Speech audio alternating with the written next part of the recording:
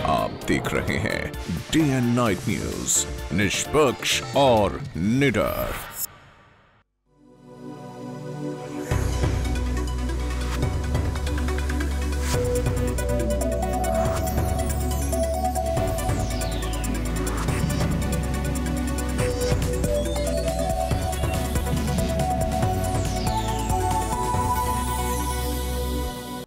नमस्कार, day night news के Himachal bulletin में आपका स्वागत है। मैं हूं आपके साथ गौरव चक्रवर्ती।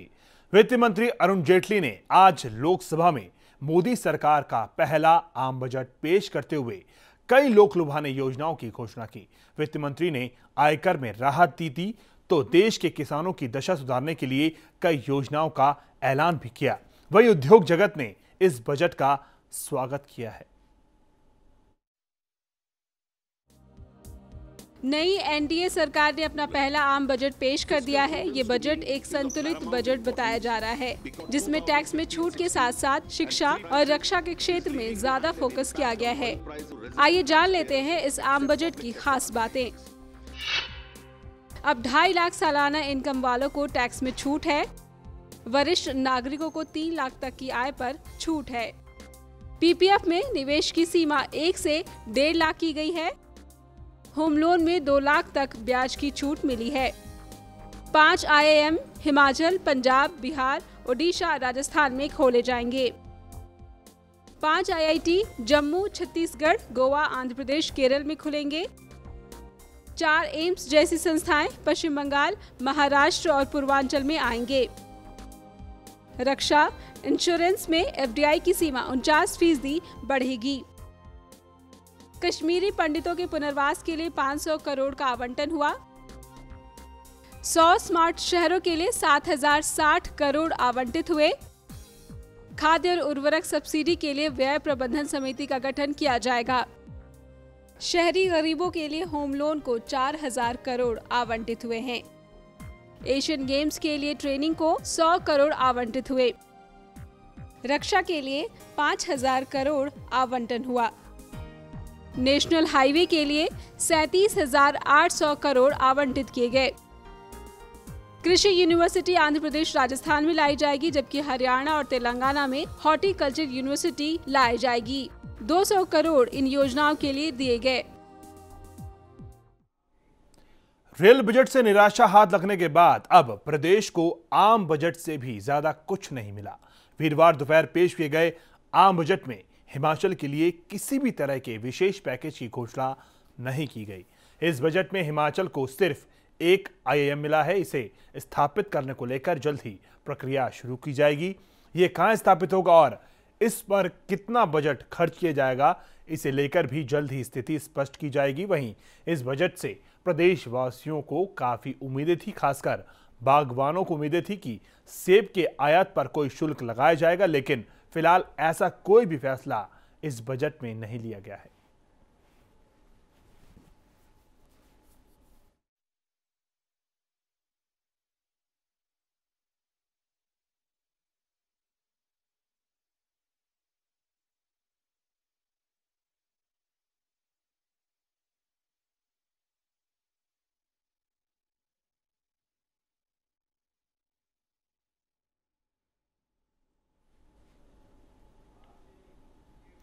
प्रदेश को आम बजट में भी ज्यादा कुछ नहीं मिला है।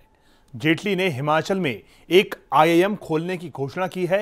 इस बजट से प्रदेशवासियों को काफी उम्मीदें थी, खासकर बागवानों को उम्मीदें थी कि सेब के आयात पर कोई शुल्क लगाया जाएगा, लेकिन फिलहाल ऐसा कोई भी फैसला नहीं किया गया। जेटली के बजट पेश करने के बाद मुख्यमंत्री वीरभद्र सिंह की मिलीजुली प्रतिक्रिया रही। उन्होंने IIM का स्वागत किया है। 1,000 crore budget has been allocated for one rank one pension. As you know, one rank one pension was announced by the UP government. Marginal increase in income tax slab of rupees 50,000. The budget contains all the UP schemes. And so far caste size is concerned, I think there is no measure taken to reduce the price rise. And the budget has not, does not seem to have much on price rise. Earlier fiscal deficit of 4.1 has now increased to 4.5, which would mean more borrowing. This would further push up the prices. युवाओं खास तौर पर नाबालिगों को धूम्रपान से दूर रखने के लिए हिमाचल प्रदेश में राज्य सरकार जल्द ही खुली सिगरेट पर रोक लगाएगी। सरकार जल्द ही अधिसूचना जारी करने की तैयारी में है, लगभग पूरी कर चुकी है। शिमला में एक स्वास्थ्य संबंधी कार्यशाला में हिस्सा लेने पहुंचे राज्य के स्वास्थ्य मंत्री कौल सिंह ठाकुर ने इसकी पुष्टि की।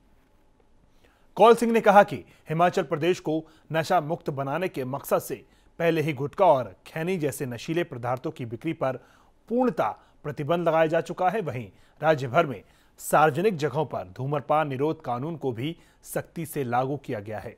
कौल सिंह ने कहा कि अब सरकार इस कानून में संशोधन करने पर विचार कर रही है, जिसके तहत घरों में भी धूम्रपान करने पर रोक लगाने का प्रस्ताव शामिल है।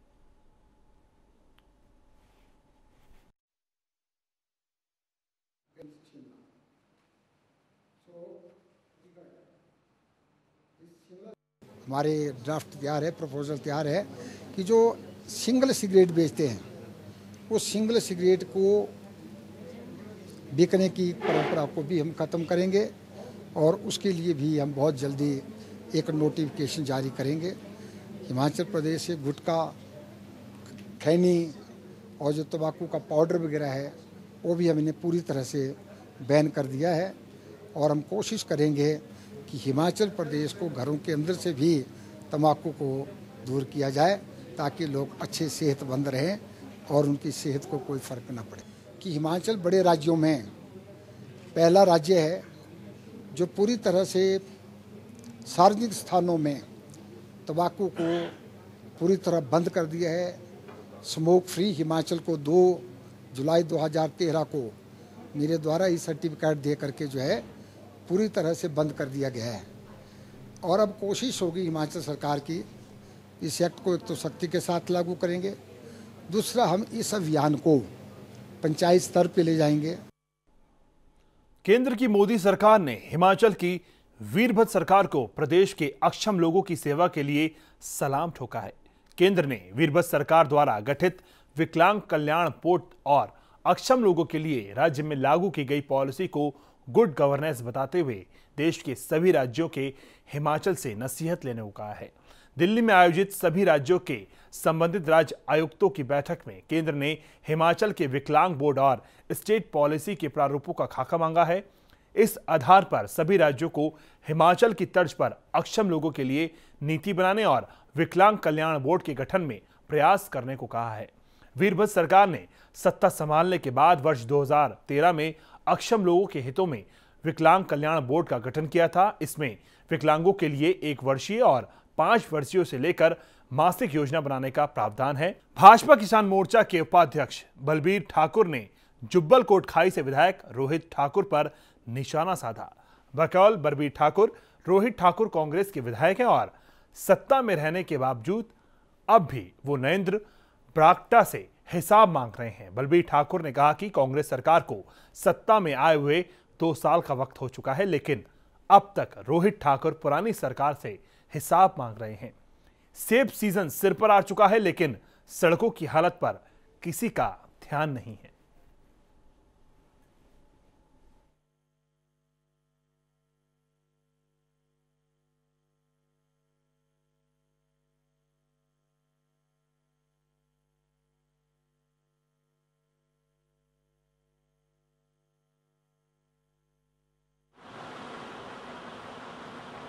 जिनको राजनीतिक संरक्षण मिला हुआ है, आड़ मिली हुई है, पूर्व सुनियोजित ढंग से उन्होंने वहां पर जमीन ली और वहां पर अतिक्रमण करना शुरू कर दिया।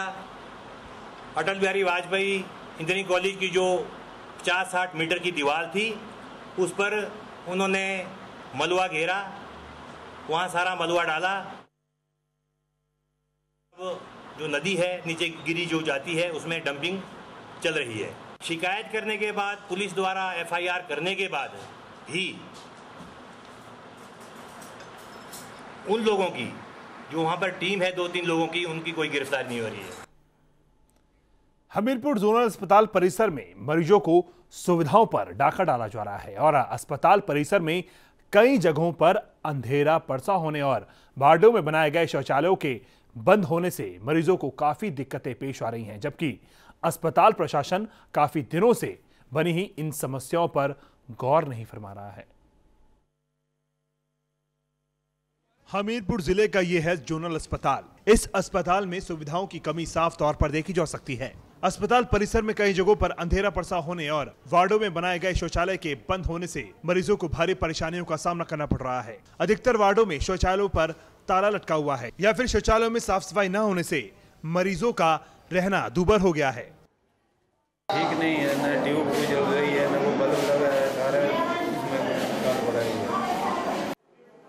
अस्पताल की इस बदहाली से भली भांति परिचित senior medical officer doctor Ramesh Chauhan अस्पताल में सुविधाओं की अनदेखी को मानते हैं, लेकिन वो इस बात को भी कहने से नहीं चूकते कि समस्याओं को दूर करने के लिए बजट का प्रावधान किया जा रहा है।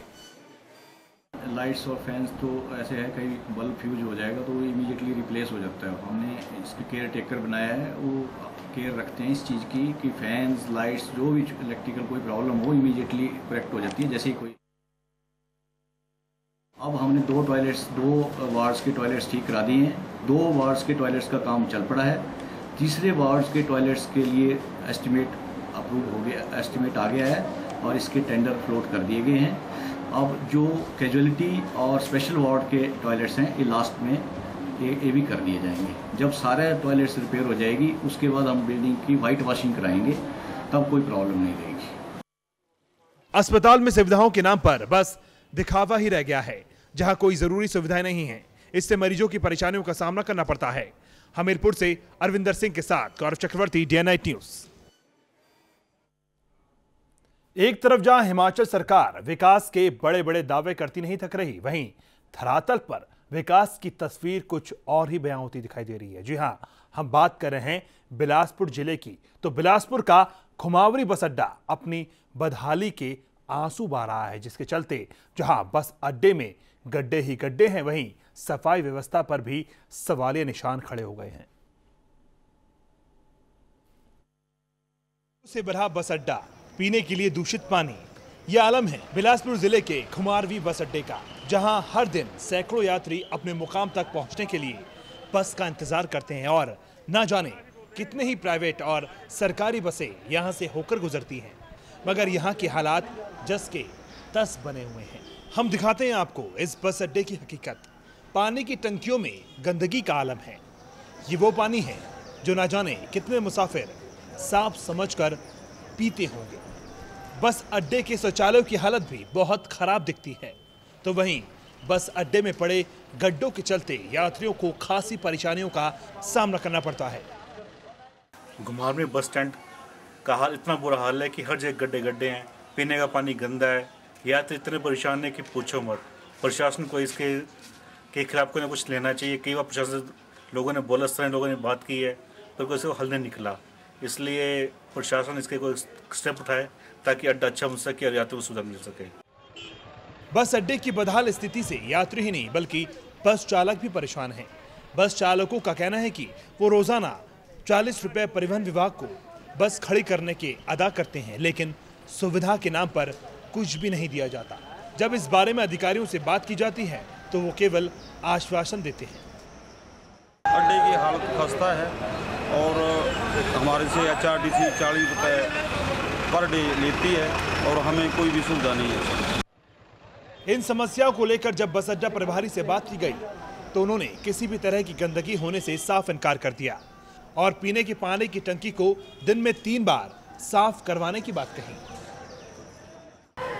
सफाई व्यवस्था जी 3 टाइम में सफाई होती है जी दिन में, और बाकी सर जिसमें बारिश हो ना जी, बारिश वाले दिन में लोगों ने वो बंद कर दी जी, जिसमें वो कीड़े मकोड़े हैं ना वो बंद कर रही है। बाकी 2 जगह पानी है जी, एक पाली टंकी में है जी, नई टंकी बनी जी, एक इधर है जी। इस गंदे पानी से बस अड्डे पर आने जाने वाले यात्री न जाने कितनी बीमारियों की चपेट में आ सकते हैं। आज भी यात्री गंदा पानी पीने को मजबूर है, जिसकी जानकारी बस अड्डा प्रभारी को शायद पता नहीं है। बिलासपुर से विजय भारद्वाज के साथ Gaurav Chakraborty, day and night news. Kullu और लाहौल स्पीति में अब नई सब्जी मंडियों का निर्माण होगा। कृषि उपज मंडी समिति द्वारा कुल्लू में एक प्रेस वार्ता के दौरान कृषि उपज मंडी समिति के अध्यक्ष उपेंद्र कांत मिश्रा ने बताया कि पिछले वित्तीय वर्ष में उन्हें 6 करोड़ 24 लाख का मुनाफा हुआ,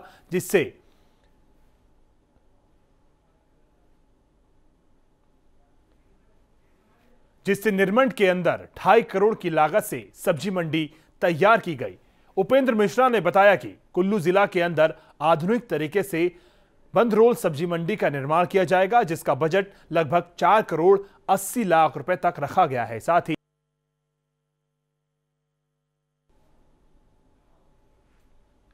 तांदी में भी नई सब्जी मंडी की स्थापना का लक्ष्य रखा गया है। इन सभी कामों को 500 करोड़ के अंदर कराने का लक्ष्य रखा गया है।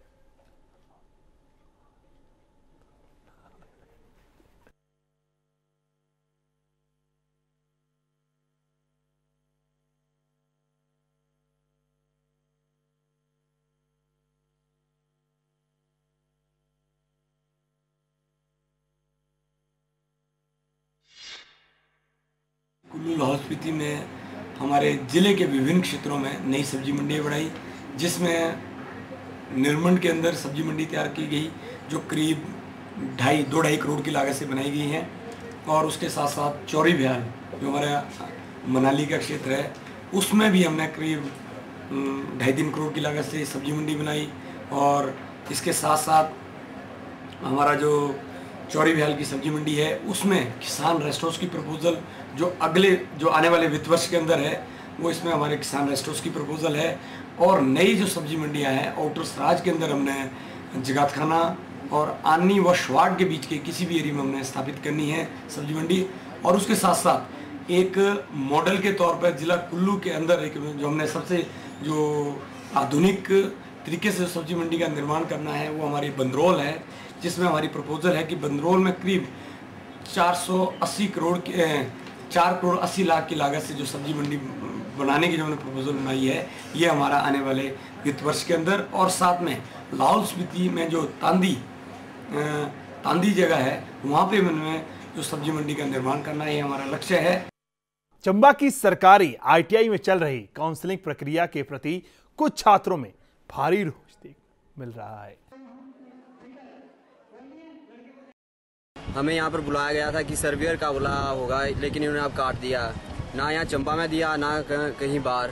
और अब बता रहे हैं ये कि हाफ टाइम के बाद आओ, 14 को आओ, उस दिन करा देंगे हम। ऐसे ही बस बहाने मार रहे हैं और ज़बरदस्ती मतलब भेज रहे हैं कि आप चले जाओ, ऊना में चले जाओ, इलेक्ट्रिशियन में चले जाओ, लेकिन वहाँ कुछ फ़ायदा नहीं है सर। ऐसे ही बस मतलब इन्होंने जो बताया था कुछ नहीं हुआ। वैसे हमारा जो यहाँ सर्वेयर का ट्रेड भराया गया था, हमने वहाँ प्लम्बर का भी भरा था, वो हमारा ट्रेड प्लम्बर का काट दिया गया। उसके बाद हमारा सर्वेयर का एक्सेप्ट था। उसके बाद यहाँ हम जब काउंसलिंग के लिए गए तो बोला भाई आपका सर्वेयर का ट्रेड जो है पेमेंट शीट की सीटें ये वहाँ जाओ आप, जहाँ ये सीटें उपलब्ध हैं आपको। तो अब हम कहाँ जाएँ? हमारा ना कॉलेज में एडमिशन लिया हमने, उसके बाद ना हमारा यहाँ हुआ, अब हम कहाँ जाएँ?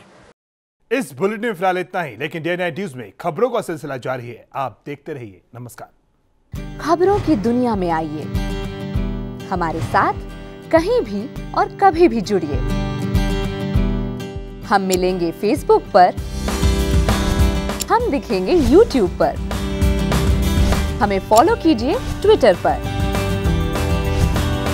खबरों के साथ बने रहिए रात दिन।